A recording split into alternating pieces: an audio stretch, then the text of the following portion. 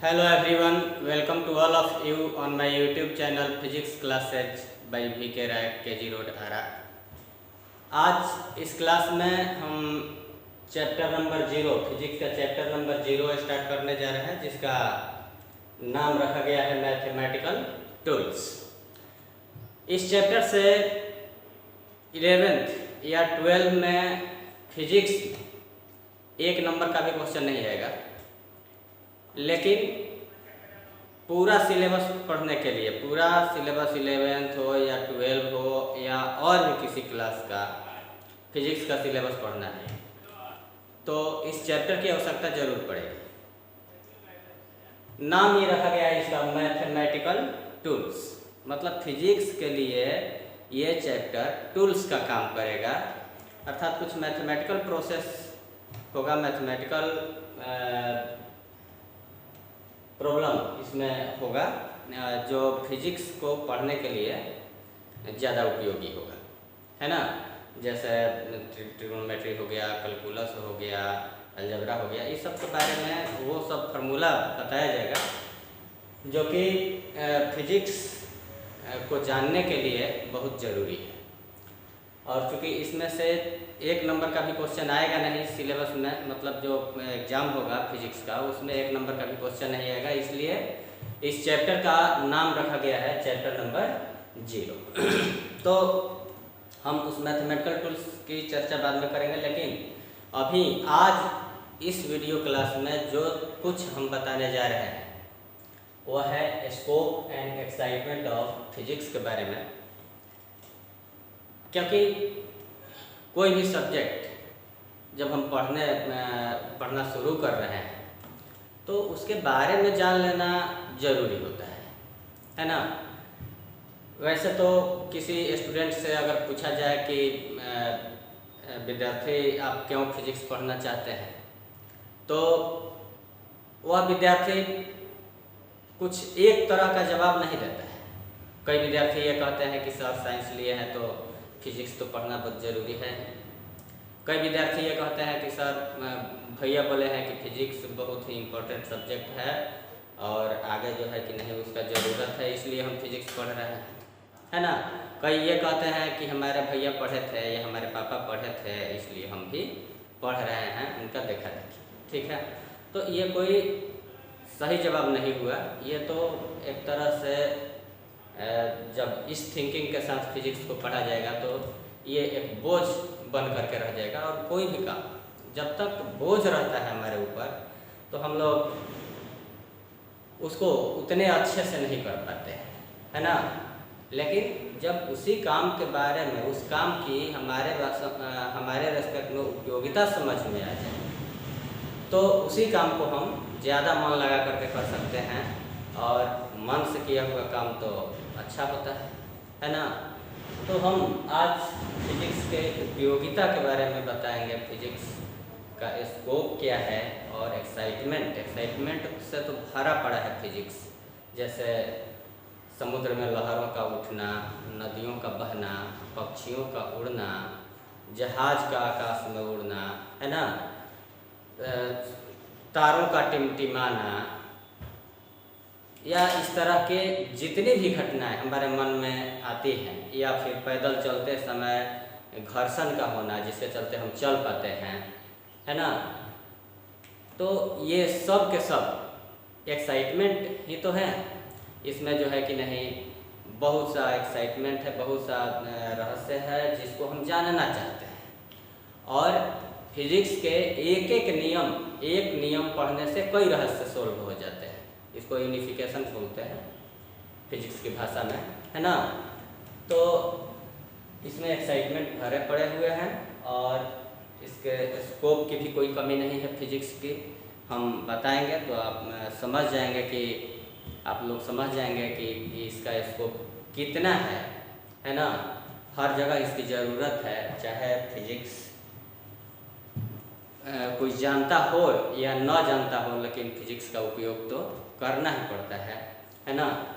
तो आज का जो ये क्लास होगा इसमें 11th क्लास के विद्यार्थी, 12th क्लास के विद्यार्थी तो लाभ उठा ही सकते हैं, लेकिन वैसे लोग जिनको ना 11th और ना 12th से मतलब है ना, लेकिन जानकारी रखना चाहते हैं तो वो भी इस क्लास से लाभ उठा सकते हैं, है ना। तो हम सबसे पहले स्टार्ट करने जा रहे हैं विज्ञान, है ना। विज्ञान को विच्छेद अगर किया जाए तो वी प्लस ज्ञान।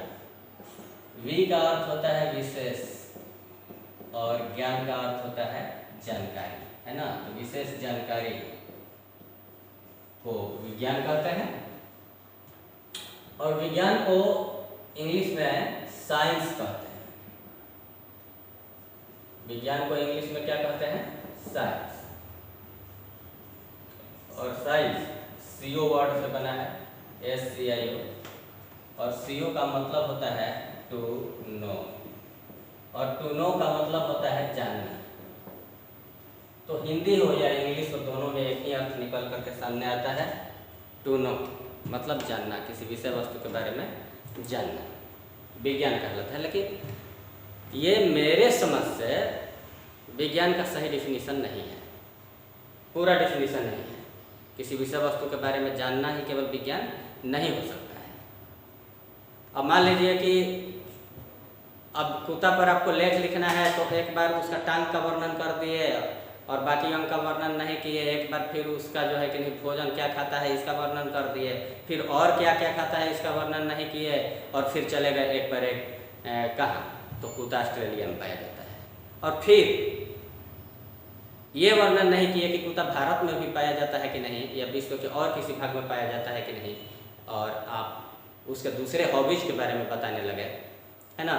तो ये आपका जो लिखा हुआ लेख है ये कभी साइंटिफिक नहीं हो सकता है, क्योंकि आपके पास नो डाउट ज्ञान है, कुत्ता के बारे में आपके पास ज्ञान है, डिटेल ज्ञान भी है, विस्तृत ज्ञान भी है, लेकिन क्रमबद्ध नहीं है, सिस्टमेटिक नहीं है। एक बार उसके टांग का वर्णन है, एक बार भोजन का वर्णन है, एक बार जो है कहाँ पाया जाता है ये वर्णन किए हैं, तो ये सिस्टमेटिक नहीं है जानकारी, और इसलिए ये विज्ञान की श्रेणी में आपका जानकारी नहीं आएगा। अर्थात विज्ञान क्या है? तो किसी विषय वस्तु के बारे में विशेष और क्रमबद्ध ज्ञान को हम लोग क्या कहते हैं? विज्ञान कहते हैं। अर्थात detail and systematic knowledge of anything is called science. ठीक है, तो ये विज्ञान जो है, विज्ञान को दो भागों में क्लासिफाई किया गया है। कौन कौन? एक तो है जीव विज्ञान, है ना, जीव विज्ञान, जिसको हम बायोलॉजिकल साइंस कहते हैं, बायोलॉजिकल साइंस। और दूसरा भौतिक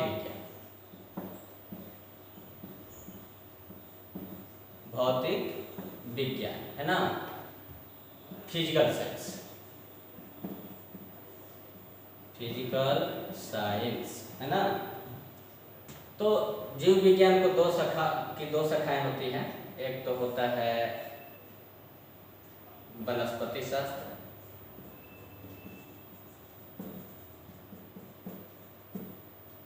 बॉटनी जिसको बोलते हैं, और दूसरा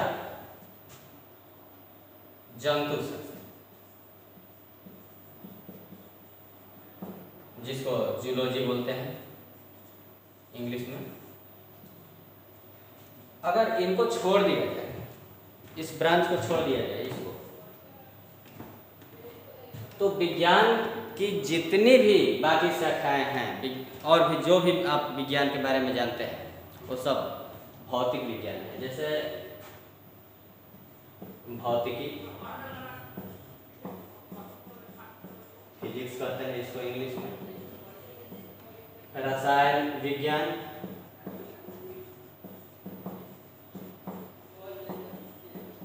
केमिस्ट्री कहते हैं,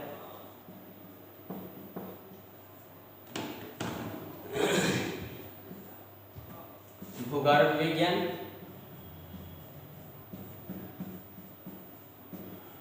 जिसको जियोलॉजी कहते हैं,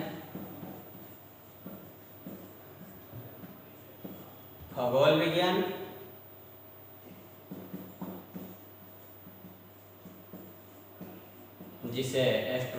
कहते हैं।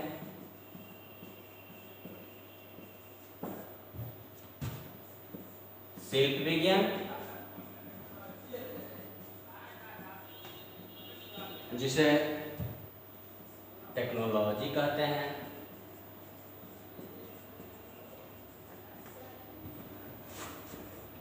कंप्यूटर विज्ञान,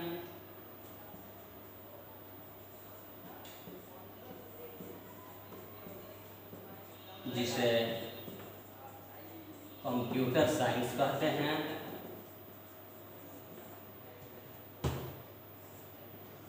इलेक्ट्रॉनिक्स,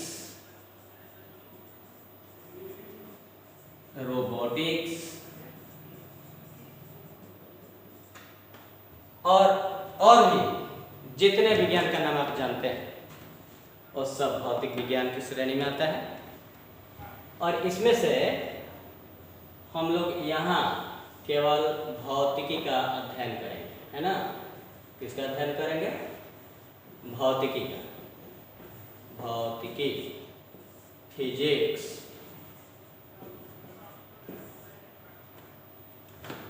वैसे तो ये प्राकृतिक विज्ञान है,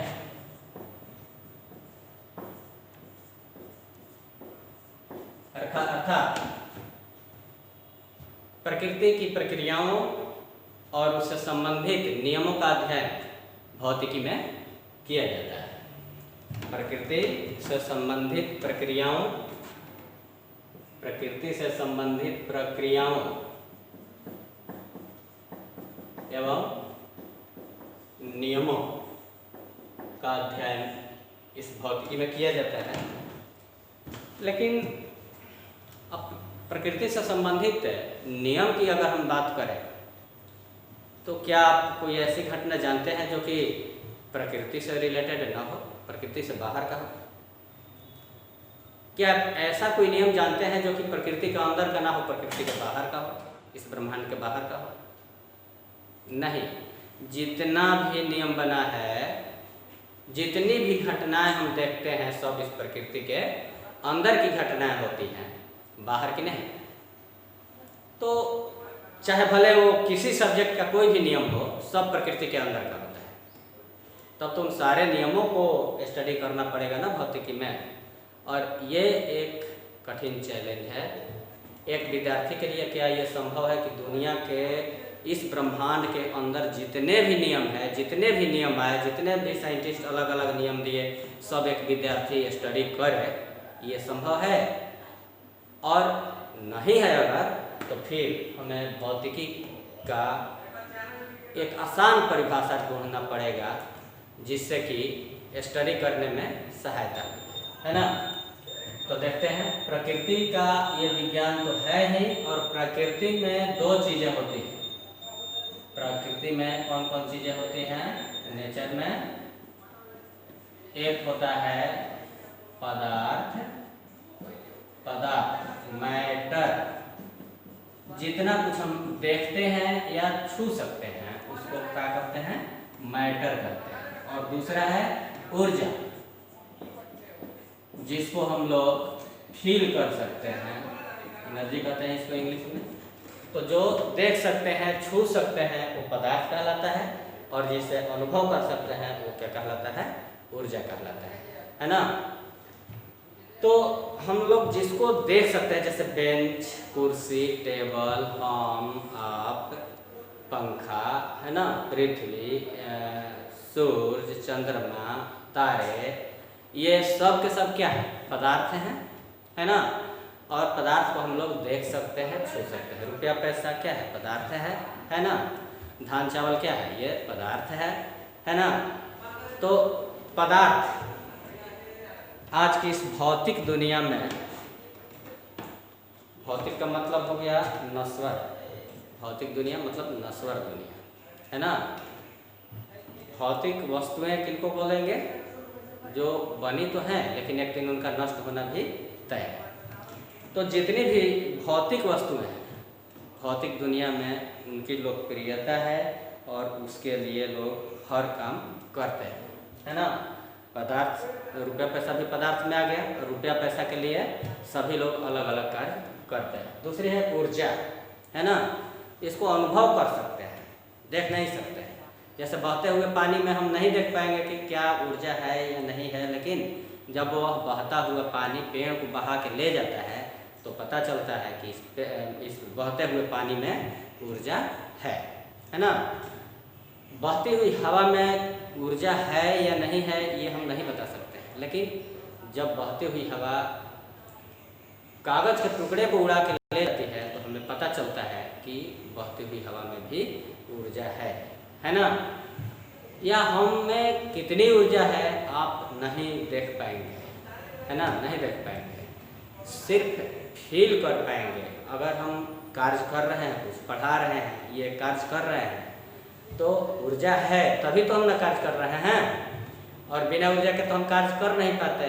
तो ये आप फील कर सकते हैं कि हम में ऊर्जा है ना। एक ऊंचाई पर पत्थर है, उसमें ऊर्जा नहीं दिखाई पड़ रही है, लेकिन जब वो पत्थर ऊपर से गिरता है तो गति में आ जाती है और वह कुछ कार्य करने के लायक हो जाती है, तो पता चलता है कि उस पत्थर में ऊर्जा है। तो हम ऊर्जा को देख नहीं सकते हैं, छू नहीं सकते हैं, अनुभव कर सकते हैं, है ना, ज्ञानेंद्रियों के द्वारा। ठीक है, तो पदार्थ और ऊर्जा ये दो ऐसे हैं जो कि प्रकृति के निर्माण करते हैं, और इन्हीं दोनों के लिए, पदार्थ और ऊर्जा के लिए सारे लोग काम करते हैं। हम किस लिए पढ़ा रहे हैं? तो पदार्थ और ऊर्जा के लिए। आप किस लिए पढ़ रहे हैं? पदार्थ और ऊर्जा के लिए। किसान किस लिए खेत में काम करता है? पदार्थ और ऊर्जा के लिए। डॉक्टर साहब किस लिए मरीज देखते हैं? पदार्थ और ऊर्जा के लिए, है ना। साधु जी क्यों पूजा करते हैं मंदिर में? पदार्थ और ऊर्जा के लिए। चोर क्यों चोरी करता है? पदार्थ और ऊर्जा के लिए। कहने का मतलब यह है कि सब लोगों का कार्य अलग अलग है, लेकिन टारगेट तो वही है ना, पदार्थ और ऊर्जा, है ना। पदार्थ और ऊर्जा ही सबका टारगेट है, चाहे उनका कार्य कुछ भी क्यों ना हो, है ना। तो इस मामले में चोर और साधु एक हैं, किसान और डॉक्टर एक है, विद्यार्थी और शिक्षक एक है ना। और सभी लोग पदार्थ और ऊर्जा के लिए कार्य करते हैं।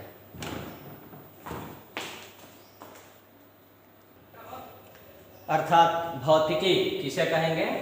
भौतिकी विज्ञान की वह शाखा है, भौतिकी विज्ञान की वह शाखा है जिसमें पदार्थ, ऊर्जा तथा पदार्थ और ऊर्जा के बीच में संबंध का अध्ययन किया जाता है। यह पदार्थ, ये ऊर्जा, और पदार्थ तथा ऊर्जा के बीच संबंध का अध्ययन विज्ञान की जिस शाखा में किया जाता है उसे हम लोग क्या कहते हैं? भौतिकी कहते हैं, है ना। तो अब हम ये देखते हैं कि भौतिकी का अध्ययन कब से शुरू हुआ है, इसके जनक किसे कह सकते हैं। वैसे तो नेट पर सर्च कीजिएगा तो भौतिकी का जनक कुछ ना कुछ दे देगा, न्यूटन दे चाहे जो भी दे, है ना। लेकिन हम यहाँ पर जो कुछ बता रहे हैं इसको जरा सा गौर से सुनिए और देखिए कि भौतिकी के जनक कौन हो सकते हैं, है ना। तो आज से लगभग 400 साल पहले अर्थात 16वीं शताब्दी में भौतिकी के जितने वैज्ञानिक को हम लोग जानते हैं, प्रसिद्ध वैज्ञानिक जैसे न्यूटन, गैलीलियो, जेम्स वाट या फिर आर्किमिडीज, आज से लगभग 400 साल पहले उनका जन्म हुआ और कार्यकाल उनका 16वीं शताब्दी रहा। लेकिन उनके मरने के 200 साल बाद, मरने के 200 साल बाद भौतिकी नाम का शब्द आता है ना। उससे पहले मतलब 18वीं शताब्दी से पहले भौतिकी नाम का कोई शब्द नहीं था, है ना। तो इनके मरने के 200 साल के बाद भौतिकी नाम का शब्द आता है और ये वैज्ञानिक जो हैं भौतिकविद बन जाते हैं अपने मरने के 200 साल के बाद। तो आश्चर्य वाली बात है कैसे हुआ ये सब, है ना। तो हम समझाते हैं इसको। इंग्लैंड में औद्योगिक क्रांति, इंडस्ट्रियल रिवॉल्यूशन के समय लोगों की आवश्यकताएं काफ़ी बढ़ी। आवश्यकताओं को देखते हुए अलग अलग तरह के ज़रूरतों को पूरा करने के लिए अलग अलग तरह के मशीनरीज का ज़रूरत पड़ा। और इसी क्रम में नया नया जो है कि नहीं टैलेंट विकसित हुआ, लोग जो है कि नहीं इन कार्यों को किए और उद्योग को आगे बढ़ाया। लेकिन इन लोगों के एक्टिविटी को जरा सा देखा जाए, किनका, जो 16वीं शताब्दी में जो वैज्ञानिक जन्म लिए उनके एक्टिविटी को देखा जाए। जैसे न्यूटन को देख लिया जाए। न्यूटन के बारे में ऐसा कहा जाता है कि सेब के पेड़ से सेब गिरते हुए उन्होंने देखा और उनके विचार में आया कि सेब नीचे ही क्यों आया, ऊपर क्यों नहीं गया, और इस सोच के आधार पर उन्होंने गुरुत्वाकर्षण का नियम दिया। गैलीलियो अपने चर्च के बाग में झूलते हुए लैंप को देखा और उन्होंने पेंडुलम वाली घड़ी का आविष्कार कर दिया। इसी तरह से जेम्स वाट ने घर में खाना बन रहा था, भाप से ढक्कन को उठते गिरते हुए देखा और उन्होंने अनुमान लगा लिया कि इस भाप में ऊर्जा है और भाप इंजन का आविष्कार कर दिया, अर्थात भाप से चलने वाली ट्रेन इंजन का आविष्कार कर दिया। इसी तरह से आर्किमिडीज ने पानी में डुबकी लगाया तो उधर से वो नया नियम खोज करके ले आन दिए, है ना, प्लवन का सिद्धांत। चार्ल्स गुडियर से एक गलती हो गई थी, रबड़, पिघले हुए रबड़ में उन्होंने गंधक मिला दिया था और उस गलती से, चूँकि गंधक मिला देने से रबड़ हार्ड हो गया, और उस गलती से शिक्षा लेकर उन्होंने टायर का आविष्कार कर दिया, है ना। तो इन लोगों के सोच से पता चलता है, इन लोगों के एक्टिविटी से पता चलता है कि ये लोग क्या हो सकते थे, दार्शनिक हो सकते थे। नहीं, ये लोग दार्शनिक हो सकते थे, है ना। लेकिन 200 साल के बाद, ये अपने मृत्यु के 200 साल के बाद ये भौतिकविद हो जाते हैं, है ना।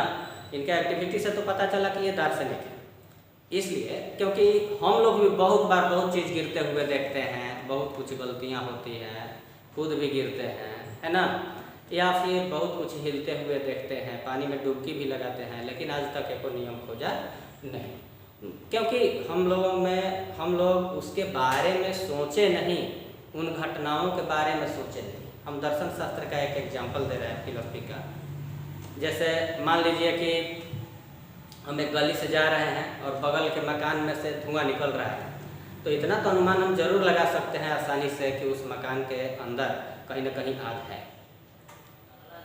अगर धुआं का परिमाण बढ़ते ही चला जा रहा है तो यह भी अनुमान लगाना कठिन नहीं है कि उसमें जो है कि नहीं आग लग गया है ना।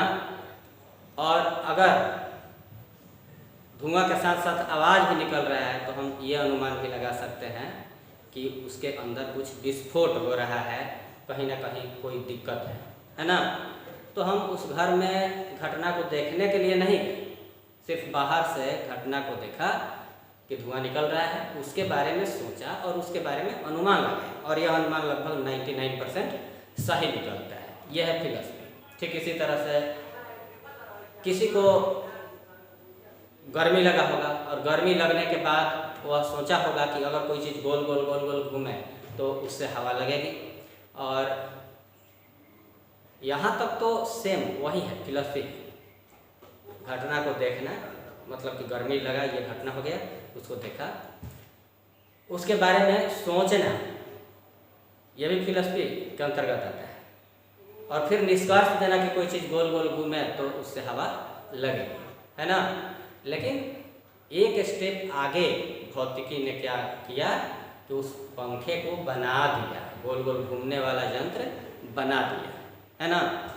तो भौतिकी भी फिलॉसफी है, दर्शन शास्त्र है, लेकिन दर्शन शास्त्र से एक स्टेप आगे इसमें प्रैक्टिकल है ना। तो दर्शन शास्त्र से बुक में पूरी तरह से मेल खाता है भौतिकी का सिद्धांत। कहिए कि भौतिकी दर्शन ही है, उससे एक स्टेप आगे है ना।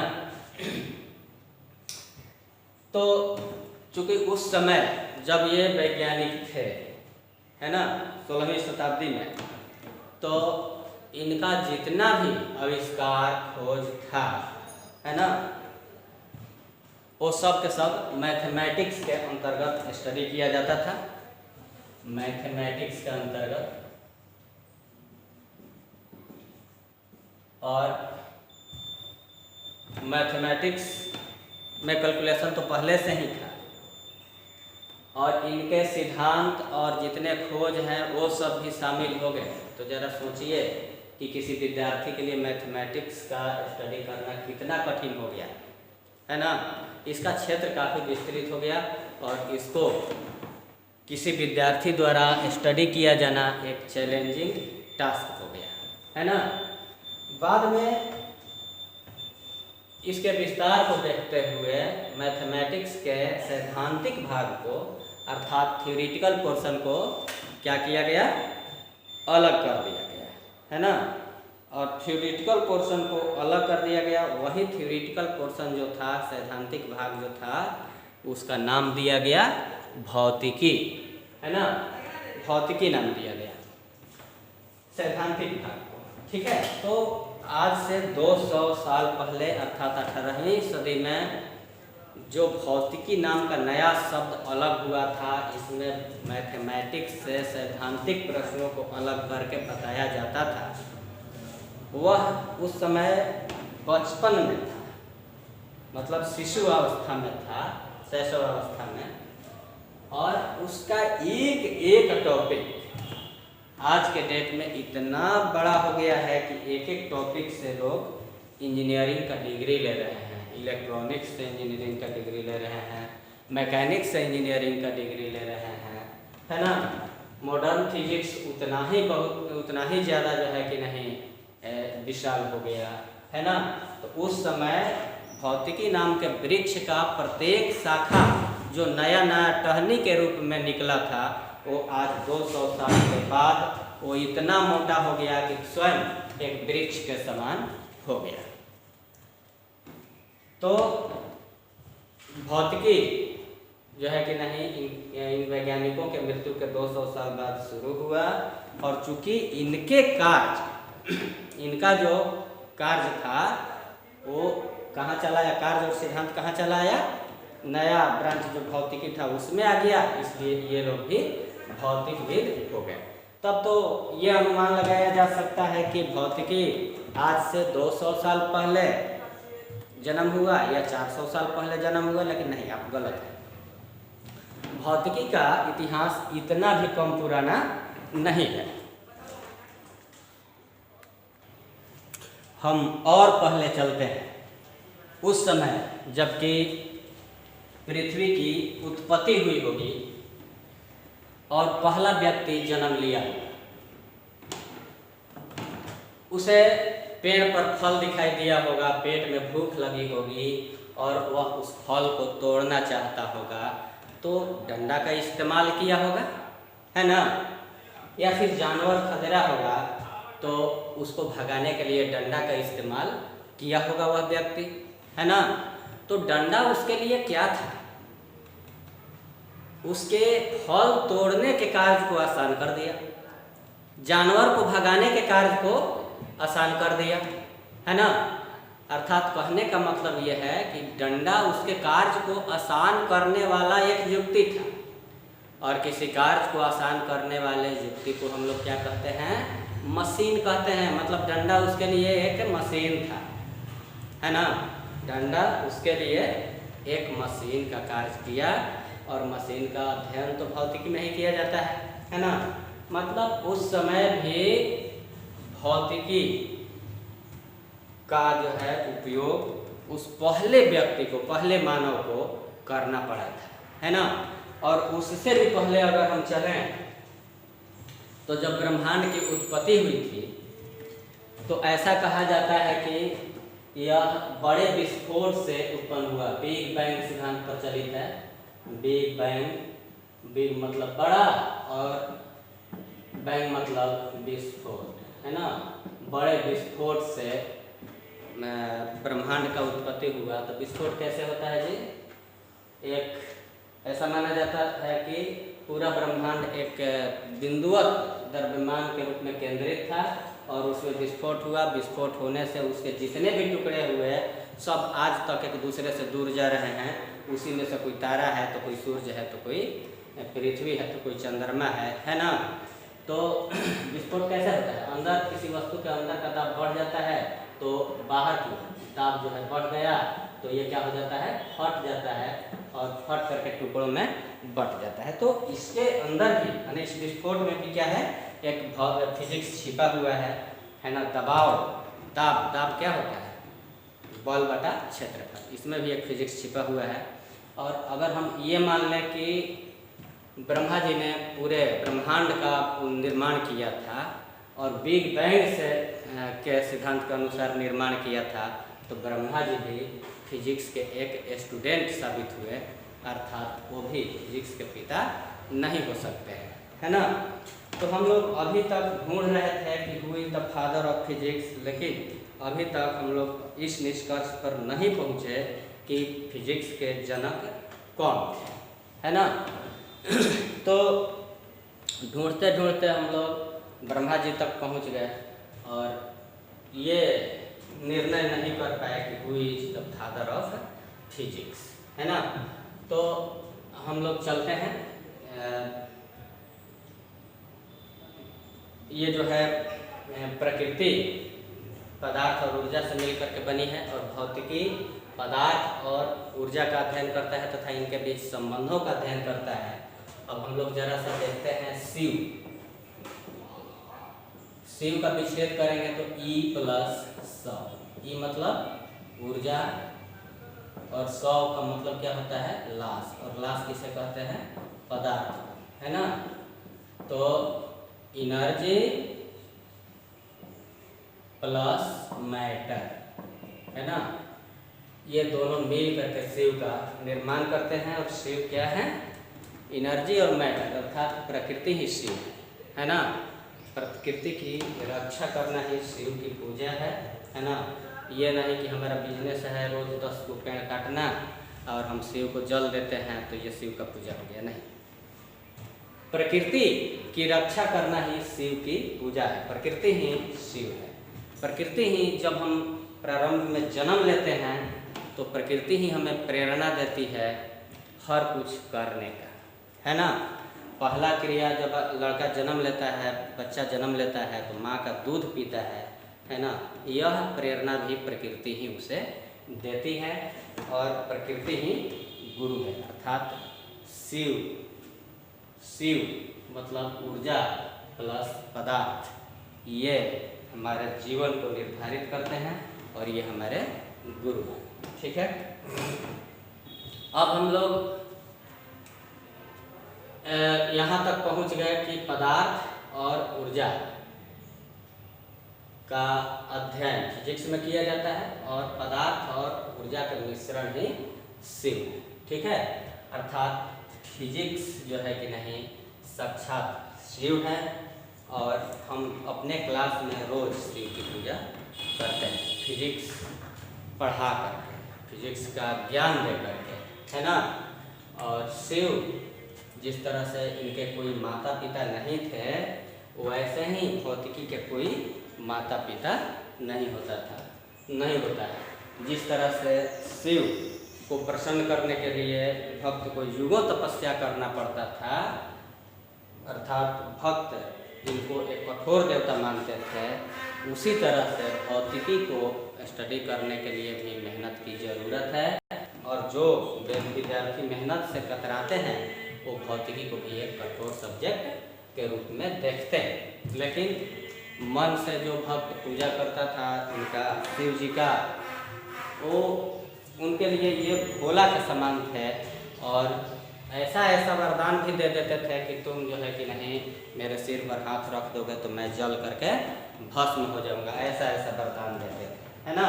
एक भक्त उम्मीद नहीं कर सकता है कि शिव के तपस्या से कितना बड़ा वरदान हमें मिलेगा। उसी तरह से इस भौतिकी की तपस्या से एक विद्यार्थी उम्मीद नहीं कर सकता है कि उसे भौतिकी का स्टडी मन से करने पर कितना बड़ा वरदान मिलेगा, इसका अनुमान वो नहीं लगा सकता है। नहीं तो अमेरिका के एक वैज्ञानिक हॉकिंस, जिनका कोई भी अंग बढ़िया से काम नहीं करता है और वह व्यक्ति अंतरिक्ष से घूम करके कई दिन तक घूम करके और आता है, और हमारा तो हाथ पैर सब कुछ है, फिर भी 1 मीटर से ज़्यादा ऊंचा नहीं छलांग लगा सकते हैं, तो बताइए दोनों में अंतर है या नहीं है? क्योंकि उन्होंने फिजिक्स को प्रसन्न किया तो उनको वरदान मिला, और हाथ पैर नहीं होते हुए भी वो पूरा अंतरिक्ष घूम करके आए, और हम जो है कि नहीं 1 मीटर से ऊंचा नहीं जा सकते हैं सब कुछ होते हुए भी, है ना। तो इतना बड़ा वरदान देता है ये, ठीक है। जिस तरह से शिव क्रोधित होते थे तो दुनिया का नाश करने लगते थे, उसी तरह से ये भौतिकी का भी गलत लोगों के हाथ में चले जाने पर जब भौतिकी क्रोधित होता है तो नाश लाता है। जैसे इसने नागासाकी, जापान के नागासाकी पर तांडव नृत्य किया, हिरोशिमा पर तांडव नृत्य किया, और दुनिया के अनेक ऐसे जगहों पर तांडव नृत्य किया जहाँ पर हजारों नहीं लाखों की संख्या में विनाश हुआ, है ना। तो इसका भी तांडव नृत्य भौतिकी का कम नहीं है। और आज तो पूरा विश्व बारूद के ढेर पर सोया हुआ है, अपना बर्बादी का सामान आदमी बना चुका है। एक बटन में पूरा पृथ्वी का 7 बार विनाश हो सकता है, ऐसा हथियार बनाया जा चुका है, ठीक है। और प्रकृति की पूजा करने के बजाय हम प्रकृति को छेड़ते हैं, इसका नतीजा अभी देख रहे हैं। लॉकडाउन चल रहा है, सारी दुनिया घर में कैद है, और आदमी आज भी अपने स्वभाव से बाज नहीं आ रहा है, ठीक है। तो प्रकृति तो एडजस्ट करेगी ही, है ना, और इसमें हजारों लाखों लोगों की जान जाती है। तो हमें एक प्रयत्न करना है कि प्रकृति का नाश नहीं, बल्कि प्रकृति के नियमों के अनुसार प्रकृति के साथ मिल करके जीना सीखें, चलना सीखें, तो कल्याण होगा मानव का, है ना। तो हमने ये देखा कि भौतिकी के कोई पिता नहीं है, no any person is the father of physics, इसको शुरुआत करने वाला कोई नहीं है। ये तो आदिकाल से है, और ये सारे विज्ञान का जनक है ना। अब हम लोग ये देखते हैं कि शिव को पूजा करने के लिए शकील और जो है कि नहीं धूप अगरबत्ती की ज़रूरत पड़ती है, लेकिन फिजिक्स को प्रसन्न करने के लिए धूप अगरबत्ती नहीं, बल्कि थ्योरी और न्यूमेरिकल की आवश्यकता है। थ्योरी मतलब सैद्धांतिक प्रश्न, और न्यूमेरिकल मतलब आंकिक प्रश्न। थ्योरी और न्यूमेरिकल की जरूरत होती है ना। तो थ्योरी एक तरह से भोजन समझिए, और न्यूमेरिकल मतलब व्यायाम, मतलब एक्सरसाइज कहिए इसको, है ना, एक्सरसाइज, है ना।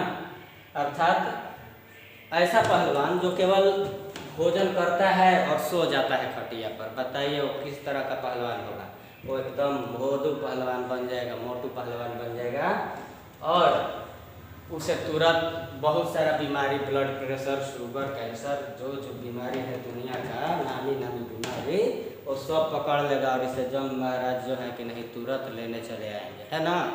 लेकिन एक ऐसा व्यक्ति है जो कि सिर्फ एक्सरसाइज करने पर जोर देता है, पता लगाते रहता है कि कहाँ कहाँ कुश्ती होने वाला है, अब भोजन पर ध्यान नहीं देता है, तो लक्कड़ पहलवान बन जाएगा, और जहाँ भी जिस कुश्ती में भी जाएगा तो ऐसा पटकाएगा ना कि फिर इसका हड्डी पसली जो है कि नहीं बराबर हो जाएगा, है ना।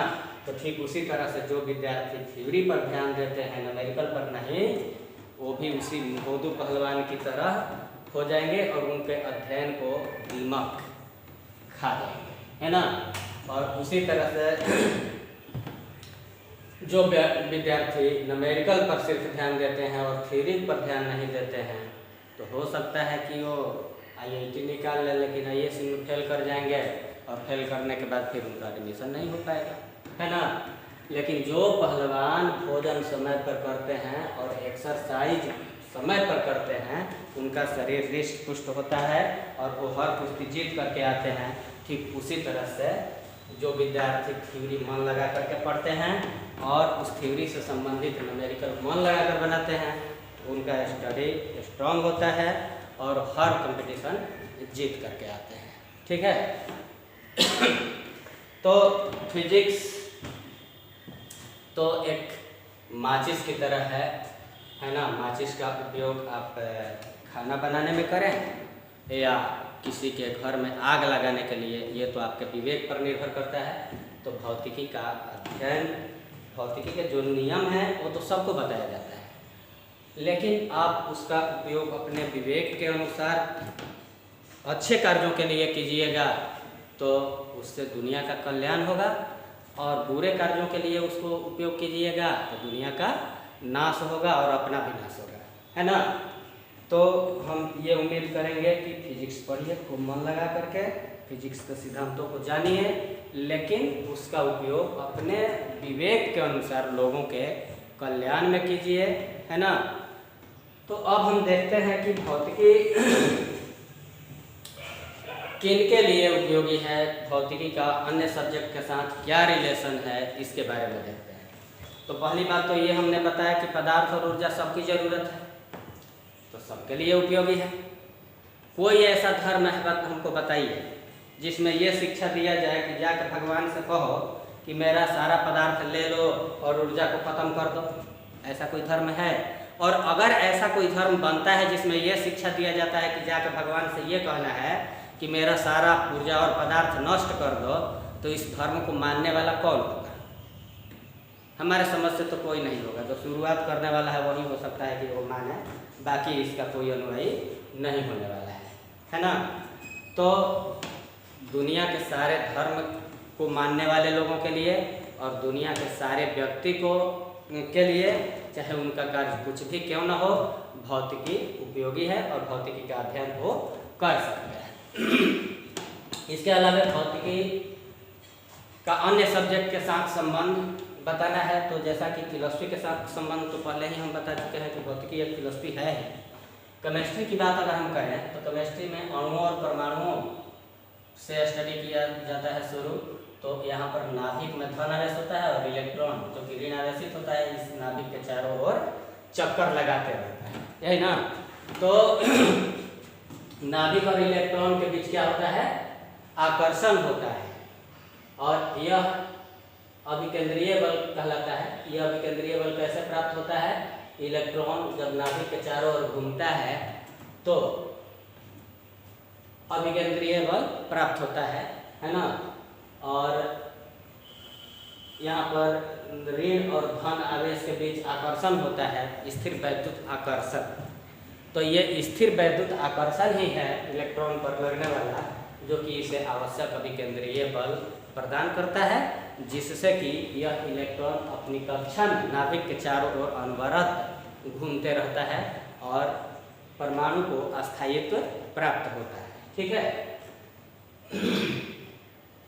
दूसरा हम ये देखें, कहीं मान लीजिए कि किसी रिएक्शन में ऊष्मा अवशोषित ऊष्मा उत्पन्न होता है, तो उसका स्टडी करने के लिए भी भौतिकी का ही प्रयोग करना पड़ेगा।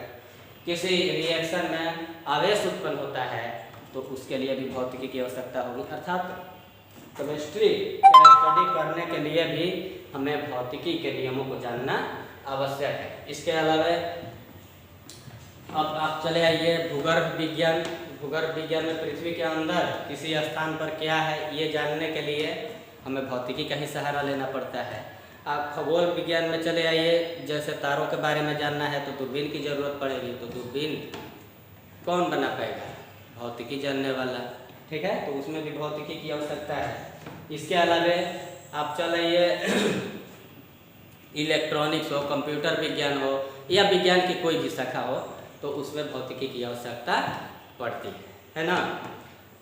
इसके अलावा आप उसको छोड़ दीजिए, बायोलॉजी में चले आइए तो सेल्स भी क्या चीज़ से बना हुआ है? परमाणुओं से बना हुआ है, वसा का परमाणु है। तो उसमें भी परमाणु में क्या होता है कि इलेक्ट्रॉन नाभिक से आकर्षित हुआ रहता है, तो वहाँ पर भी भौतिकी है ना। इसके अलावा डॉक्टर साहब क्या करते हैं? एक्सरे लिखते हैं, तो एक्सरे क्या है? एक्सरे कौन करता है? उसके लिए फिजिक्स पढ़ने की ज़रूरत होती है। डॉक्टर साहब अल्ट्रासाउंड लिखते हैं, कौन करेगा? जिसको फिजिक्स का जानकारी रहेगा, है ना। डॉक्टर साहब खुद यहाँ आला लगा करके देखते हैं, धड़कन सुनाई पड़ता है उनके कान में, तो वो आला क्या है? उसमें भी भौतिकी का नियम ही कार्य करता है। मतलब जो व्यक्ति मान लीजिए कि पढ़ता नहीं है, उसको पागल है, उसको कोई सब्जेक्ट से मतलब नहीं है, फिर भी उसको चलने के लिए पैर और ज़मीन के बीच घर्षण की ज़रूरत होगी, खाना चबाने के लिए दांत और भोजन के बीच घर्षण की ज़रूरत होगी, बोलने के लिए जीभ और दांत के बीच घर्षण की ज़रूरत होगी। अर्थात जिसको फिजिक्स पढ़ने से 11 में 12 में नंबर लाने से कोई मतलब नहीं है, वैसे व्यक्ति को भी भौतिकी का उपयोग तो करना ही पड़ेगा। बिना इसका उपयोग किए जीवित रहना असंभव है ना। तो सारे सब्जेक्ट के साथ फिजिक्स का गुड रिलेशन है और सारे लोगों के लिए फिजिक्स की ज़रूरत है, यहाँ तक कि जिसको फिजिक्स से कोई लेना देना नहीं है, किसी भी क्लास में उसे पास होने की कोई ज़रूरत नहीं है, फिर भी फिजिक्स की आवश्यकता उसे है। इसके अलावे हम अगर देखें भौतिकी को, तो जैसा कि शुरू में ही हमने बताया था कि भौतिकी का अध्ययन मैथमेटिक्स में किया जाता था 16वीं शताब्दी में, है ना। लेकिन बाद में उसके सैद्धांतिक भाग को अलग कर दिया गया, जिसे भौतिकी नाम पड़ा, है ना, भौतिकी नाम दिया गया, है ना। तो ये जो भौतिकी है मैथमेटिक्स से अलग हुआ है, तो ऐसा तो नहीं हो सकता है कि इसमें मैथमेटिक्स की ज़रूरत ही ना हो। निश्चित रूप से भौतिकी मैथमेटिक्स पर आधारित होता है पूरी तरह से। हम ये कह सकते हैं कि भौतिकी अगर गाड़ी है तो मैथ इसका चक्का है ना। भौतिकी अगर गाड़ी है तो मैथ इसका चक्का है। बिना चक्का का गाड़ी कैसे चलेगा? घिसटा कर चलेगा। उसी तरह से अगर मैथ का जानकारी नहीं है तो भौतिकी की गाड़ी आपकी घिसटती हुई चलेगी, है ना, रफ्तार नहीं पकड़ सकती है, ठीक है। इसीलिए भौतिकी का अगर अध्ययन करना है तो आपको मैथमेटिक्स भी जानना होगा, है ना। तो अब इस क्लास में तो नहीं, इस क्लास में तो जितना संभव था हम अभी बताए, और अगले क्लास में हम, क्योंकि नाम इसका दिया गया है मैथमेटिकल टूल्स, अर्थात कुछ मैथमेटिक्स बताएंगे और वह भौतिकी को पढ़ने के लिए उपयोगी होगा। ये उम्मीद मत रखिएगा कि ये जो हम पढ़ा रहे हैं इससे सिलेबस में एको नंबर का आएगा, है ना। ये सिलेबस को आगे बढ़ाने के लिए नहीं है चैप्टर, बल्कि भौतिकी को अच्छी तरह से पढ़ने के लिए एक तैयारी, है ना। तो मैथमेटिक्स फिजिक्स का चक्का है और इस चक्का का निर्माण हम अगले वीडियो में इसी चैप्टर में, मतलब कि मैथमेटिकल टूल्स के नाम से ही हम अगला वीडियो भी जारी करेंगे, और उसमें हम लोग मैथमेटिक्स फिजिक्स से रिलेटेड मैथमेटिक्स की चर्चा करेंगे, मैथमेटिक्स का ज्ञान देंगे हम, है ना। तो अगले वीडियो का इंतज़ार कीजिए। तब तक के लिए हम इस वीडियो को रोकते हैं, हम आपसे विदा लेते हैं। धन्यवाद।